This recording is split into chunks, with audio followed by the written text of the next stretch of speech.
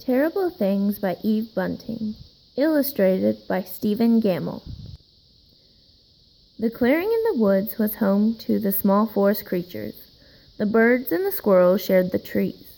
The rabbits and the porcupines shared the shade beneath the trees, and the fish and the frogs shared the cool brown waters of the forest pond. They were content, until the day the terrible things came.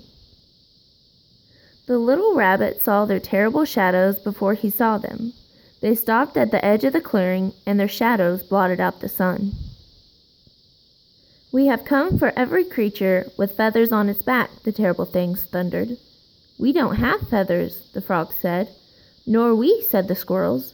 "Nor we," said the porcupines. "Nor we," said the rabbits. The little fish leapt from the waters to show the sign on their scales. But the birds twittered nervously in the tops of the trees. Feathers! They rose in the air, then screamed away into the blue of the sky. But the terrible things had brought their terrible nets, and they flung them high and caught the birds and carried them away. The other forest creatures talked nervously among themselves. "Those birds were always too noisy," said the old porcupine. "Good riddance, I say." "There's more room in the trees now," the squirrel said. "Why did the terrible things want to take the birds?" Little Rabbit asked. "What's wrong with feathers?" We mustn't ask," Big Rabbit said. "The terrible things don't need a reason. Just be glad they didn't want us." Now there were no birds to sing in the clearing, but life went on almost as before, until the day the terrible things came back.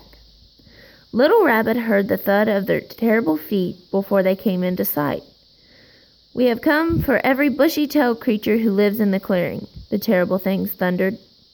"We have no tails," the frog said. "Nor do we. Not real tails," the porcupine said. The little fish leaped from the water to show the smooth shine of their finned tails, and the rabbits thumped their rumps so the terrible things could see for themselves. "Our tails are round and furry," they said. "By no means are they bushy." The squirrels chittered their fear and ran high into the treetops, but the terrible things swung their terrible nets higher than the squirrels could run, and wider than the squirrels could leap, and they caught them and carried them away. "Those squirrels were greedy," Big Rabbit said, "always storing away things for themselves, never sharing." "But why did the terrible things take them away?" Little Rabbit asked. "Do terrible things want the clearing for themselves?" "No.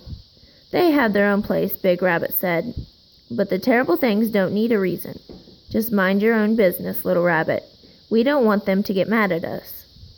Now there were no birds to sing, no squirrels to chitter in the trees, but life in the clearing went on almost as before.